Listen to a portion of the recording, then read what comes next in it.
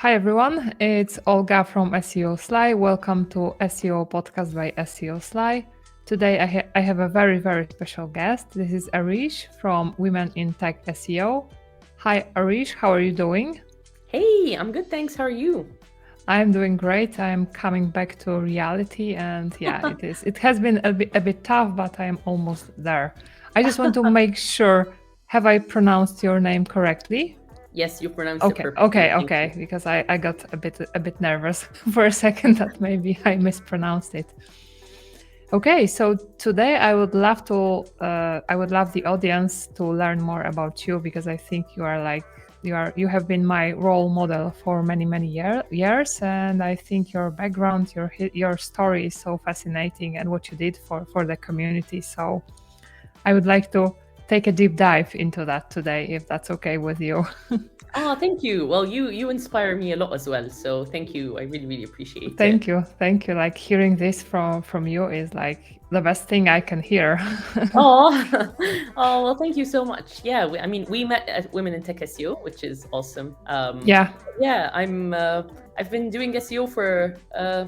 almost a Tell me, decade now, about 10 yeah, years. tell me like the very beginning. What brought you to SEO? What did you study and everything? Yeah, I'm Egyptian and I did a degree in computer engineering back home. Oh, I moved to the UK. Tomorrow actually marks exactly 10 years since I moved to the oh, UK, which is very exciting. And I moved to the UK to do like a master's in business IT. And this is when I kind of started learning more about like digital marketing and so on. Um, and my first role right outside it was with a small agency who specialized in SEO. But the reason they hired me is because they were looking for someone who spoke Arabic. Because they oh, had a client, I think the okay, client was, yeah, like from UAE or something like that. And so they needed an Arabic speaker. So it wasn't it wasn't because of like my tech skills or engineering uh-huh. background or anything. It was just because I was fluent in Arabic that I was hired. Okay, okay. That's very interesting. And what you were doing there, like the Yeah, SEO, I guess, for that client, right? yeah. I mean, initially when I joined, it was more of like a content role. I was helping with like their campaign, but after maybe 2 weeks, they were like, no, we're gonna move you to the tech SEO team. Oh, okay. And yeah, that's kind of how, and I was really glad they did, because to be honest, like I didn't want to be like doing like the content side of things or so forth. Uh-huh. So the tech SEO team was a very small team. It was just myself, someone else who had like 2 years experience, and then we had like a head of SEO. um, and yeah, that was almost, yeah, maybe 9, 10 years ago now, which is really Okay. exciting. I didn't know much about SEO beforehand. I'd read a little about it here and there before the interview to know what it is and what it means. But yeah, I just, I think I was really lucky because I got to start. It was a fairly small agency, but they had some really good clients. And so most of my learning came from just doing, working directly on client work. Okay, okay. And what was your next role after that? Yeah, so I stayed agency side for quite a while. I did agency side for almost 5 years, Okay. and in the middle, I worked for an SEO SaaS tool for a year. So that was interesting as well, just purely from like an account management perspective. And then after doing agency for about 5 or 6 years, like I basically stayed until I became head of SEO Uh-huh. for an agency team, and then afterwards I moved in house and. I initially worked with a property aggregator website as like an SEO manager, and then from there on, I became head of SEO, and then afterwards, I worked for an e-commerce, purely online e-commerce website, which was really cool. And then, yeah, this year officially, I'm doing my own thing now, and I started Oh, my own okay. independent consultancy, which is very exciting. Okay, tell me more about this. Yeah. It's called Crawlina, which is great. And I literally launched maybe 2 months ago. Yeah, I remember. I remember I read somewhere that you are changing, but I thought you are like changing the job and yeah, and you're Yeah. No, so it's really similar it's to really me. exciting. Yeah. I was on maternity leave last year, and Yeah. I was like, okay, I think it's about time I do my own thing and work for myself and have my own clients. So it's very, very Okay. exciting. And this is my first official month. Okay. And I think it's going okay so far. So congratulations. Oh, thank you. Yeah, so this is just you. You are like a freelancer, or is there someone else helping you as Yeah, well? for now it's just me. I haven't put any, specific plans in mind yet about how it's going to scale or grow. I'm just trying my best to kind of take it one day at a time. And, Uh-huh. my main purpose was flexibility and being able to juggle like SEO work alongside growing women in tech SEO. Uh-huh. So yeah, it's we'll see how it goes. Yeah, yeah. And what if you can share what are your main services? Do you do like audits, or you are simply taking clients like for a monthly retainer, or like tell me? Yeah, it's a little bit of both. I mean, it's more, my most recent full-time role, it was my first client, which is great. When I handed in my Okay. notice, they asked me to stay on as a consultant. Um, Okay. and then yeah, so retainer work definitely works best, like helping out on the SEO strategy side of things, but then, with some other clients, like supporting them with technical SEO audits and so forth as well. Okay, so for people who are just like starting their journey, do you recommend like going this agency, starting with agency and then like progressing to in-house and then like doing your own thing? Do you think this is like the optimal path, I would say, for Mm. people starting out? I think it's very different from one person to another, but I Yeah. do was something I do recommend to new SEOs is to start agency side. I think there's a lot you can learn when you're agency side, just because you get to work with a lot of different websites in a lot of different industries, and so you get exposed to tons of different ways of processes and templates and so on, whereas when you're in house you tend to focus on like that one site Yeah. and that one niche, and you get really like honed down onto the data and working cross functionally. So you learn so much from both, but my general advice is to kick things off agency side. Yeah, yeah, because my first job was the in-house. Mm, I was like a freelancer before. I was like having my own websites, building them, but I had like only my own experience, like the tutorials I read. And this was a little bit, I would say, tough.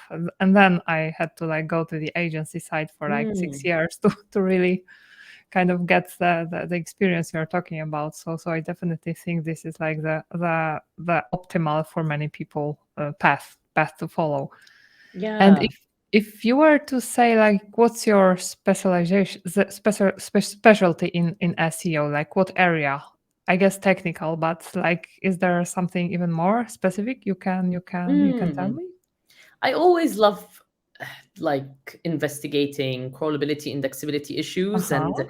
seeing how best a website can, control its crawlability and indexability, and how best it can ensure, like, what kind of rules it can put in place to make sure that the website is as efficient as possible when it comes to what's being crawled, and that we're basically dictating to Google, this is what we want to index and this is what we don't want to index. So and I guess that's why I really enjoy, working on aggregator sites and on e-commerce, because Uh-huh. there's always a lot of that, and it's usually what I enjoy like spending the most time in.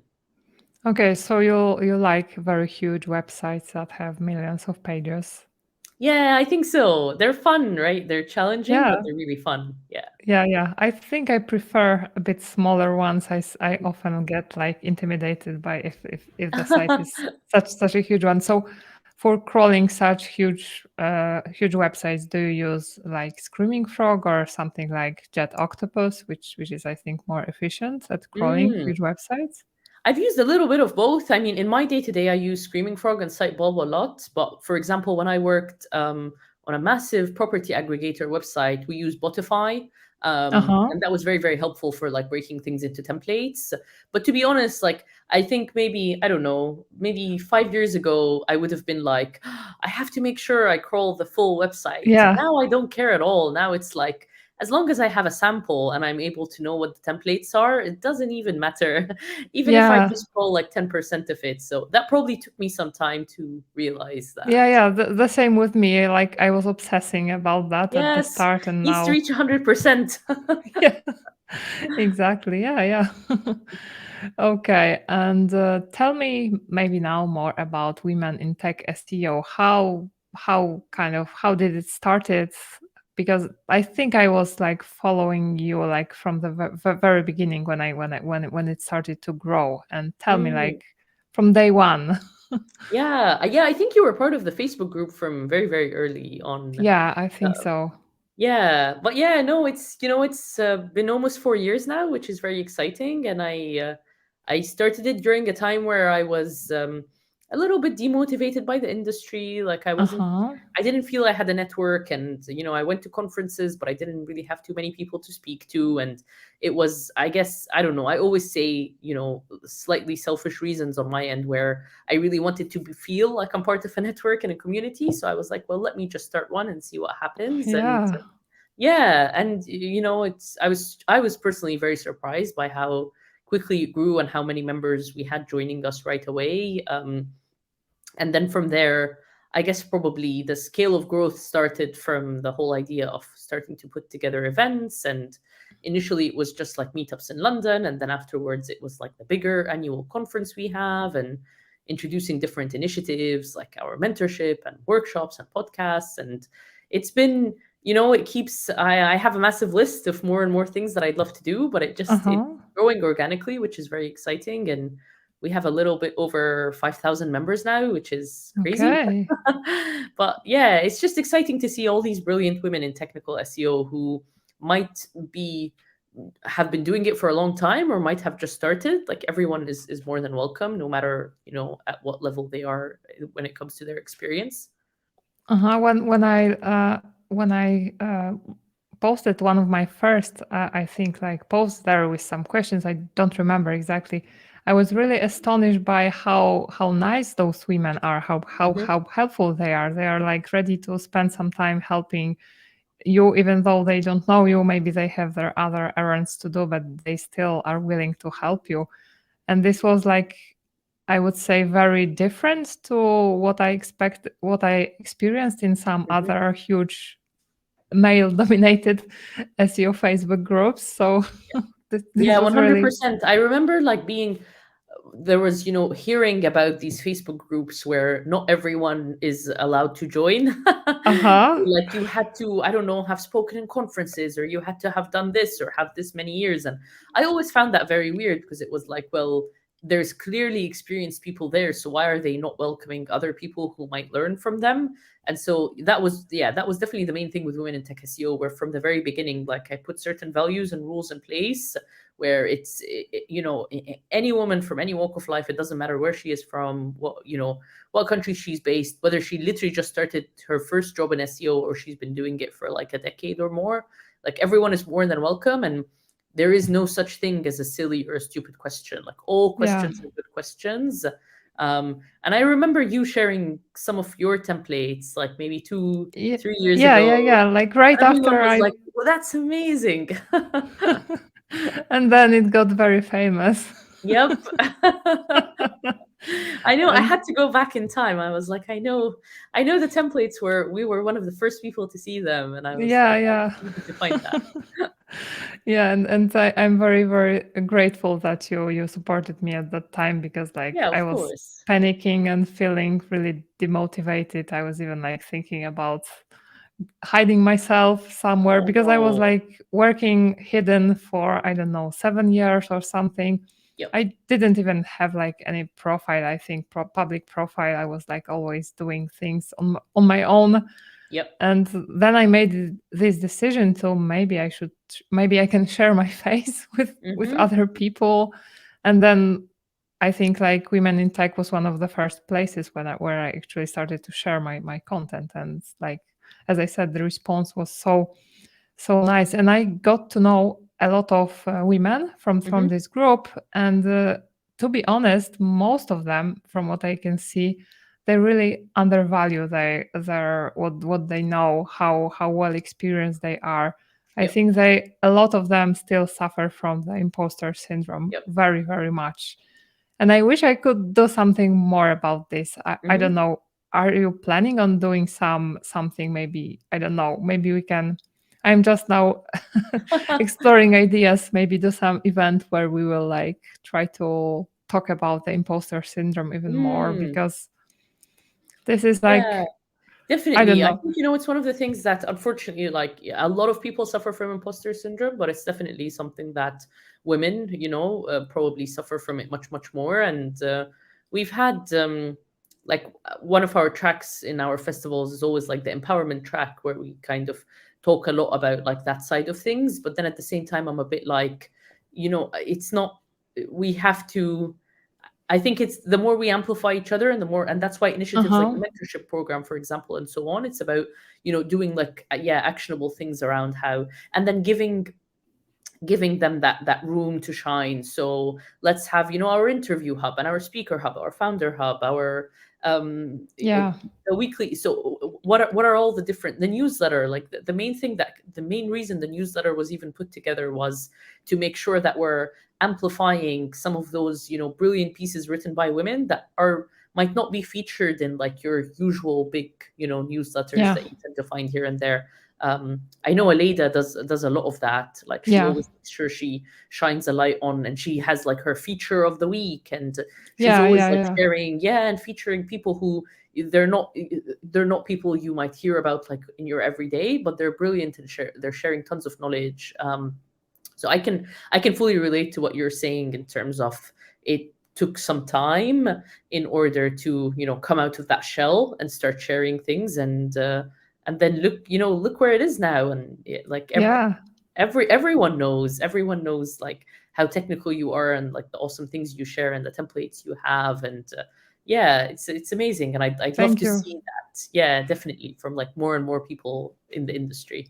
Yeah, and that's why one of my ideas was to, I will officially extend an invite to women in tech SEO, that every woman who is there and wants to be like shown on my show, even though I don't have so many Yes. subscribers yet, but Oh, you're there gonna are get a lot some. of subscribers. Yeah, that's amazing. I think But that's I really would love to generous. have them. Every woman that is willing to share her story, her experience, I want her to be on my show. So I hope I Yes, will. Yeah, I hope I will have some women willing to do that with me.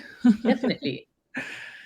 And can you walk me through like all the initiatives, all the parts of Women in Tech SEO? So like there is newsletter, like what else is there Yeah, in so we have case our someone doesn't know? I know we have a lot. We have our monthly newsletter. We have our mentorship program, which is one of our most popular initiatives. So And how we does it currently, work? yeah, we run that twice a year at the minute, where we open application forms for mentors and mentees, and then I match them, and then Uh-huh. we provide training to both mentors and to mentees, and give Okay. them like guidance and structure on how like the 2 or 3 months of mentorship should go. And then we get feedback from the cohort, and we then reiterate for our next cohort. So Okay. we are currently running our fourth, I believe, cohort, Uh-huh. and it's definitely like one of our most successful initiatives. Hmm. And I think a Awesome. big part of it as well is encouraging women to be mentors, because I remember the first cohort I ran, everyone was applying to be a mentee. Oh, And I was like, well, we need more mentors. And there were some very experienced women who were like, I don't think I have what it needs to be a mentor. And I was like, no, you do. I know you do. And that's why it was important for me to bring a trainer on as well, to provide them with training and give them that support that's needed. And then yeah, our festival is very, very popular. So we run it once a year in the UK around International Women's Day in March. And uh-huh. that's like a full day conference with the full Okay. lineup of women. And we're going to be doing our first US one later this year as well, which is very exciting. Oh, oh, maybe. How do I apply to speak there? Yeah, we always open up like speaker pitches both for the UK and the US, around the summertime. So definitely keep Okay. an eye out for that, please. Uh, Okay. Okay. And yeah, regarding the being a mentor, what do you think should a woman be able to like have represent to be a mentor? yeah. I mean, that's a really good question. I feel like we all have a side in us that we can mentor others and Yeah. support them for things, and everyone's perspective is different and unique, and just putting your name out there to be like, I would love to, because our mentorship program is more about, it's not like a training course in SEO. It's more about, helping and supporting other women, like in strategy and in leadership and Uh-huh. in, um, in confidence and things like that. So it's more about that, as opposed to, I need to train them about. So for example, if Okay. you're a people manager, that alone, that gives you a lot of skills already that you can pass on. Or if you're very organized, or if you're, quite strategic, or like, it's things like that. So, and we provide a lot of training and support. And the exciting thing is as well, what I see over cohorts is, we have some women who are mentees who then put themselves forward as a mentor Oh, the year after. So that makes me really happy, because yeah. that is exactly what we're trying to build. That's awesome. Yeah. I would love to be a mentor and a mentee as Yeah. well. Oh To be yeah, yeah, honest. yeah. We'd love to have you. Yeah, yeah. I will apply for sure. Okay, so festival, mentorship, what else is there? Because I know there are tons of things. Yeah, we have a lot. We have our hubs, which are our main way of kind of amplifying our brilliant community members. So we have a speaker hub, and we have a founders hub, and we have our Yeah. interview hub. So these are all like updated on a weekly basis. And the whole purpose of them is to help event organizers, potential clients, and just people to be able to see, oh, look, hundreds and hundreds of brilliant women there who would like to speak, or are founders of companies, or have been interviewed and share their story. So the whole point is kind of like supporting and amplifying their bios and their profiles. And then we have a podcast. We've done, I believe, 3 seasons of that so Yeah, far, and yeah. a new season coming out. And again, it's all about kind of like sharing stories of brilliant women. We do our virtual workshops, which are, we've Uh-huh. done several of those so far. And the whole purpose of that is because it's such a global community, so that it's accessible for people, from all around the world. Okay. And yeah, we have a lot of people who felt comfortable like speaking for the first time in one of our virtual workshops, because it's such a nice safe space. And then Uh-huh. afterwards going, and their topic is so strong, so then going afterwards and kind of pitching or putting their name forward to like bigger conferences and so on. So we like to encourage like a lot of first time speakers to like conduct some of these workshops. Okay, and how often do those workshops happen? So we have a new cohort that's about to start. It runs for 3 months between February to Uh-huh. April, and it's every 2 weeks. So I think we have a total of maybe 8 sessions or 10 sessions Okay. happening. Okay. And then we tend to take a break, and then we have another cohort. So yeah, it's usually like, it's almost like two seasons a year type of thing that happen. Okay. And when do these sessions happen? Like, is it on Zoom or like? Yeah, they're all virtual. Yeah, yeah. So we share, we publicly talk about it, but then we share all of our links Okay. within our community Okay. groups. With our, everything is free for our members. Membership is free. Everything is open and free. The the way we get support to ensure that we're paying our trainers and speakers is through partnership and sponsors. Like, that's how we do it. Uh-huh. But the community itself, to ensure that it's accessible for everyone, it's completely free for everyone. Okay, so the basis to be like the member of Women in Tech SEO is to become a member on the Facebook group, right? This is like the Facebook and Slack. central. And Yes. Slack. Okay. Yes. Yeah. I was on Slack, yeah, but Yeah. I'm not so used to using Slack. And are Yeah. there like differences in like how active people are here and there? I think that's a really good question. I think because Slack can be more conversational, so Yeah. someone could ask a question, and then threads happen, and then it starts feeling like a chat, and it's Yeah. easier to like direct message people on Slack, so you might end up having one-to-one with other people. Whereas Facebook is a little bit more like a question answer, and it kind Yeah. of stops at that. So I think Slack is probably a little bit better in terms of forming relationships. Whereas Facebook might be more of like a educational hub where you go in, ask Uh-huh. a question, get answers, and that's kind of it. But yeah, both are fairly active. We have almost the same, I think, of about 3,000 members here, 3,000 members there. So having spoken to different members, I know that some it's just personal preference. Yeah. Yeah, some Sure. prefer Slack, some prefer Facebook. It's Yeah, sure. Sure. And can you tell me more about the upcoming conference? Like, what types of sessions can we expect there? How many women are going to take part? Are tickets still available? Yeah, really good question. So, Women in Tech SEO Festival is happening on Friday, March 3rd in London. We are almost sold out. I think at the time of recording this, we have 11 tickets left, Oh, which is very exciting. And there's going to be about 400 of us on the day, which is oh, amazing. And we have 10 speakers. It's a full day conference. We split our day into four themes. So we have analyze, advance, innovate, empower. And so we uh-huh. have, about 2 to 3 speakers in each session, and we have a lot of networking during the day. And this is the fourth conference, full day conference we do, and every year we grow a little bit more, which is really exciting. And I absolutely love organizing it, and it's just a nice way for us to all come together and celebrate the community. And the next one is going to be in the US. Do you know where?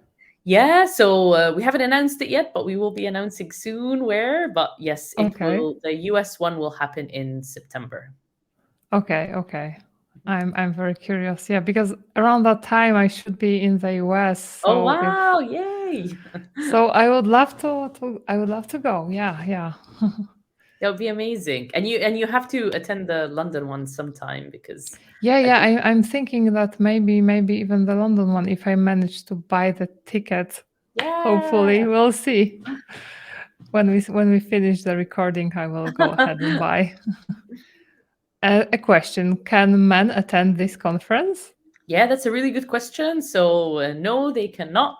Oh, because I was I thinking know. about my husband taking him, but yeah, okay. It's an interesting one. I've got a lot of questions about it over the year, but I think just as our community is for women and all of our initiatives Uh-huh. are, I've kind of kept the conference the same as well. It has raised some questions previously, historically, but I've spoken to a lot of our attendees and a lot of our speakers, and they all feel more comfortable that way. So I'm kind of Yeah. with that. Yeah, it definitely makes it very unique, and because it is unique, right? So okay. Is there something else around women in tech SEO? What are your plans for the future? Can you share Mm. something, some of the plans?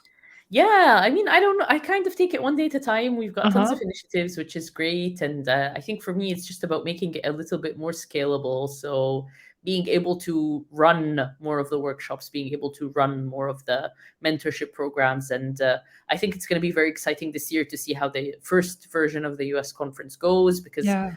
just as the UK one now happens every single year in March, I would love to have the US one happen every year in September, and then kind of start to think about it more in terms of, with a lot of like events and meetups coming to life again, what more in-person things can we potentially start hosting as well? Okay. So maybe now I will ask you about this. Can you tell me what does your day look like? I would like to learn more about you. Like, what does Areej do when she wakes up? Is it like learning? Is it like the entire day in the life of an SEO? Oh wow, okay. Yeah. I mean, depends on the day of the week. Currently I have a 9-month-old baby who she goes to nursery 3 days a week. So Okay, so those 3 days are like get all my work done. okay. So after I drop her off to nursery, it's usually like a mix between client work and women in tech SEO work. I kind of like to split it and jump here and there between stuff.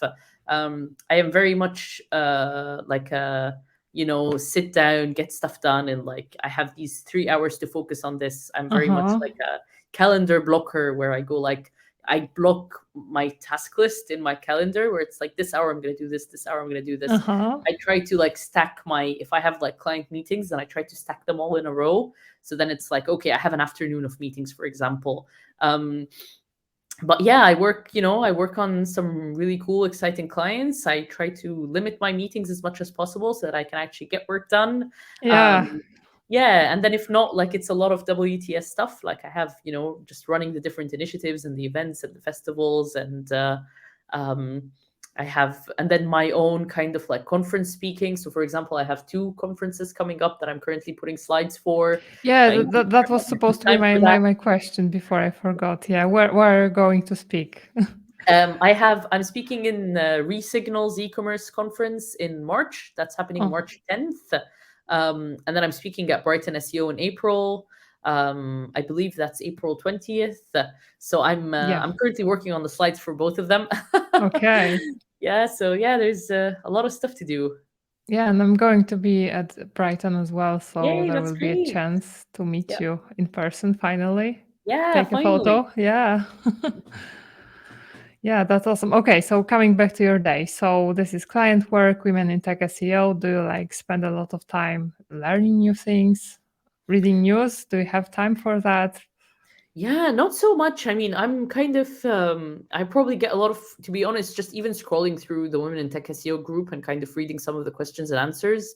I tend to learn a lot just by doing that. Yeah. A lot of people ask questions, I have no idea what the answer is, but then you have a lot of like, and I'm like, oh, how did they know that? That's amazing.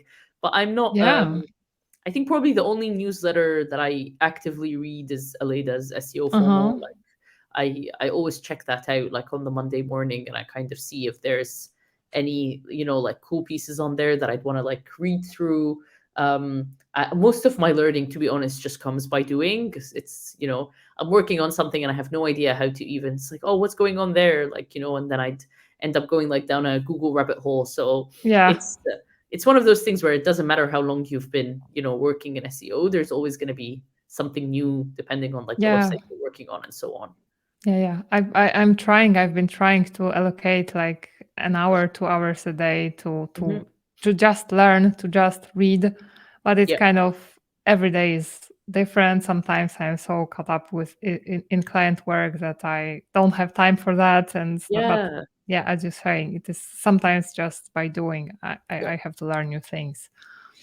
Yeah, I think putting Okay. together conference talks is also a really good way to learn, Uh because huh. you kind of challenge yourself in terms of you want to make sure what you say will be the best version of Uh what it is. huh. And so you end up like reading a lot about the topic and kind of investigating a bit more and so on. And you want to use different examples. So you end up like going on different websites. And so I feel like, delivering a conference talk is probably a really good way to do research and to learn as well. Okay. And how long does it take you to more or less to prepare for conference? I really need to sit down and probably like properly calculate the time. It takes me several months to, but it's several months of like an hour here, an hour there. Uh-huh. I'm Okay. It's so difficult for me to be like, okay, I'm gonna give myself 3 days to finish a talk. Like I don't really know how to do that. Instead, I kind of spread it out across a long period of time and just work on it a bit here and a bit there. But it does take me a very, very long time to put a conference talk together, to be honest. Longer than it Okay. probably should. Oh, it doesn't matter, but can you share with the topics you will be talking about? Yeah, so Mm. the one in March, it's an e-commerce conference, so I'm specifically doing it around seasonality and how you can optimize your site structure for seasonality. Um, and then in April at Brighton SEO, it's more of like a general talk, so that's more about like learnings from the past decade in SEO, Uh-huh. and Oh, how these learnings can like help, what can they say and how they can shape up like the next 10 years. yeah. So this is going to be super interesting, I think. Yeah. I Nice. hope so. Yeah, I'm pretty sure it will be. And can you share maybe some insights, some tips for people who just want to like go on their first conference and talk for the first time? Yeah, definitely. I think, just like be kind to yourself. Put together a skeleton of the talk is always a very, very good first step, Uh-huh. where you just sit down and you kind of like write a bullet point list of here's all the stuff I can put together for this talk. And then once you have that, it might end up, let's say, 20 bullet points. And then you start to categorize it, and you say, okay, if I categorize it into like 3 headings, this Uh-huh. is what it's going to look like. So just like that, I think that work there is, you're halfway there before you've even like touched the slides. Just putting together a proper like skeleton and structure Oh. really, really helps shape up your talk. And that's kind of like the hard part, because then all you need to do at that point is then start translating it into slides. And I think, that's it, even if you're still at pitch stage where you're pitching to a conference, doing that skeleton work up front and then sharing that in your pitch is very helpful, because then it gives the event organizer clarity about, oh, well, I know what to expect. This is exactly what the talk is going to be about, as opposed to it being something quite general around, I want to talk about, and then it's like general topic, for example. Yeah, I'm thinking like maybe I was pitching because I pitched Brighton 2 times and I wasn't accepted. And I'm thinking that maybe I was like doing some mistake around pitching. Maybe it was too general. I don't know. I will be trying And it. you feel free to share with me the next time, like, you put a pitch together. Like, I'd be more than happy to give feedback and provide support. But I think the more specific, the more detailed, the better, for sure. It's very, and I think another maybe like mistake that some people do is they might go and say, here are 3 different topics that I don't mind talking about. But then the event organizer doesn't really want to sit. They have so many pitches to go through. So it's, for them, it's a bit like, instead, pick one, just one, and say, this is all the detail. This is exactly what I'm going to cover. This is okay. It's a 20-minute talk. This is how it's going to get structured. In the first 5 minutes, I'll cover this. And then in the 10 minutes, I'll do this in the last 5 minutes. So it's like, the more detail, the more structure you give, the more, the event organizers know exactly then what to expect and what that talk is going to look like. And it feels very ready for them. So yeah, I think that might be I feel like usually when I give feedback to other people putting pitches, that tends to help them the most. Yeah. I'm pretty sure this was why. Because I was like maybe too general, like thinking that I can talk everything about SEO audits, but yeah, maybe I should like prepare something like. Yeah. So I will try next time. Okay, so can you recommend some book about SEO, some resource that you have read recently or not recently, something that impacted you in some way? I mean, like, Aleda's learning SEO.io is brilliant. I find so many things in it all the time, and she's constantly updating it. I know that she recently just added an entire section about AI and SEO, for example. I saw this. Yeah, so I think definitely staying up to date there. I personally find like the amount of questions and answers on the Women in Tech SEO community extremely helpful. Like, just even going through those, you get to learn so much. Yeah, there isn't anything. I probably don't spend a lot of time kind of delving deep, or like picking new things to learn here and there. I'm just always amazed by the amount of like so many people put so much time and effort like producing such brilliant pieces. And yeah, it's just something I have a lot of respect and appreciation for. Okay, and regarding ChatGPT and AI, I have to ask you, like, what are your thoughts on that? Are we going to lose our professions? I find it so funny because they just announced pricing now, and so Oh, I haven't seen that yet. yeah, I think Okay. it's maybe $46 a month or something now, and Twitter So- is so quiet all of a sudden, because for the longest time it was like screenshots, nonstop Yeah. screenshots. But I think now Okay. that it's going to be priced, it's going to be interesting to see. But I mean, that's just ChatGPT, right? Like, there's a lot of other like free alternatives and so forth. Yeah. I think the whole debate is very interesting. I feel like some people have come up already and said some useful ways that we can use it to make our Like jobs. Aleda, I think she put this. Exactly. And I think it's the same with all tools and platforms, right? Like, we rely on a lot of platforms to help us with the crawling side and the rank tracking side and so forth. But at the end of the day, like, the general strategy and recommendations, that we're the ones who have to put that together, and all that stuff will hopefully help make our jobs more efficient. But it probably stops at that point. I'm like thinking that maybe it will kind of change the way Google works, and maybe this will like change the way websites work and how useful they are. But maybe this is like, again, just maybe I'm thinking about this too early, even before it changes. Yeah, I think it's going to be interesting to see what happens, for sure. And I feel like there's always going to be room for SEOs to kind of go in and tinker with things. I'm not worried about my job for now. Uh-huh. Okay. Okay. Because like I was on vacation and I wasn't like really following everything, but I kept seeing those things about ChatGPT, and I was thinking, if I come back, will I still have something to do or what? Yeah, definitely. Yeah. Okay. So maybe this question: what do you think is the area of SEO that we should be focusing on more, like in 2023 or in general now, and we Mm. aren't focusing on enough? What do you think? Yeah, I mean, I always think those questions are interesting. I think it will be interesting to see what happens to the content side of thing. I mean, Uh-huh. now that there is this whole idea of like content automation and so forth happening, like how will that potentially like change or perceive some of the websites? But I think what's really interesting is that we always find ourselves still going back to basics, where Yeah. most of the work still lies into the foundations and to the technical SEO side of things, and to making sure that the backbone of the website is set up well. And a lot of that is still there. I think there's definitely a lot of, the personalization side of things, conversion rate, like all that is becoming more and more apparent, like how SEO can work really well with personalization, or how can SEO work really well from a conversion rate, side. And uh, that's that's probably, there's going to be more and more focus on that as we, as we continue. But to be honest, like I feel like a lot of the big fundamental pieces probably still lie around like foundational SEO that we're Yeah. already pretty familiar with. Yeah. Yeah. Definitely. And I have one more question about women in tech SEO. So I'm not sure if I have missed that, but is there a place where women can kind of, when the women who are looking for a job, is there Mhm. a place for them to kind of advertise? Is there like a job hub or something like that?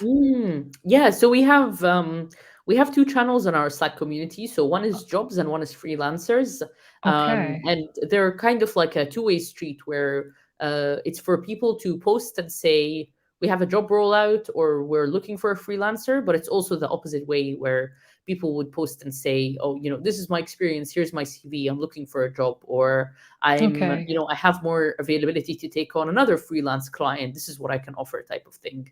And Okay. so we always recommend to be very transparent with like salary ranges and rates and so forth when we share some of these jobs and roles across.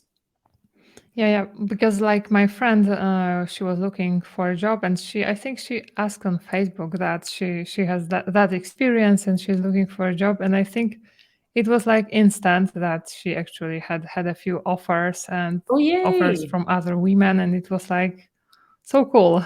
Oh, that's But amazing. usually it would take her way longer, but of course, like every situation is different. But I thought that just like speaking there, that okay, I am now free and I'm looking for an opportunity, and it is Mm, way easier to do it on women in tech SEO than on yes. some other group. uh, can you share some advanced SEO tips with the audience, some advanced stuff you are doing? I'm pretty sure you have a lot of such things. I mean, I guess it's about like how do we define advanced? I feel like Yeah.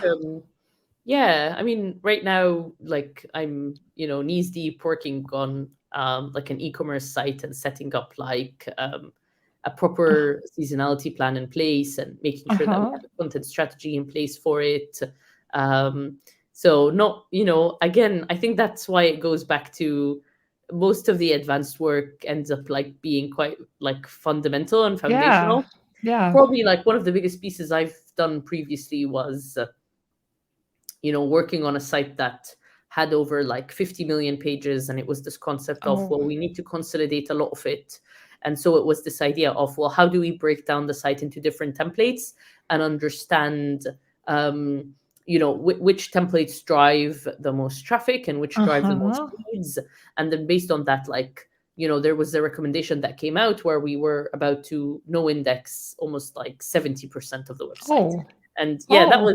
that was massive. And because of because of the size and the scale of the site, a lot of the data crunching had to be done in SQL and BigQuery, and like I had to learn all of that on the spot. Oh. But it was really really cool to work on, to be honest. Like I, you know, those are the kind of projects that I enjoy the most. It is very, I think our job ends up having to be quite data heavy. Mm-hmm. But yeah, I think I tend to enjoy that side a lot. Okay. And for people who are just starting out, what tips can you share? Yeah, I think, just take it one day at a time, and ask questions. There's no such thing as a stupid question. Learn a lot by doing. Building, whether it's building out your own site or starting to journal and write out what you're learning, or every time you come like across like a cool example or something, like researching more about it. And yeah, the most learning you will do is by working, on specific like websites and doing your first Yeah. crawl and so on. And like, yeah, just ask a lot of questions, attend different conferences. Um, yeah, and just like be really kind to yourself and don't be overwhelmed. Like so many of us have been in this industry for like 10 years or more, and we're still learning a lot every day. Yeah. Yeah. Yeah. Exactly. And maybe now, like one of the final questions: what women would you give a shout out to? Who would you like to give a shout out today? It can be more than one. Mm. Yeah, I mean, there's a lot like, yeah, Tori Gray and Sam Torres come to mind. They're very, very active in the Women in Tech SEO Uh-huh. community.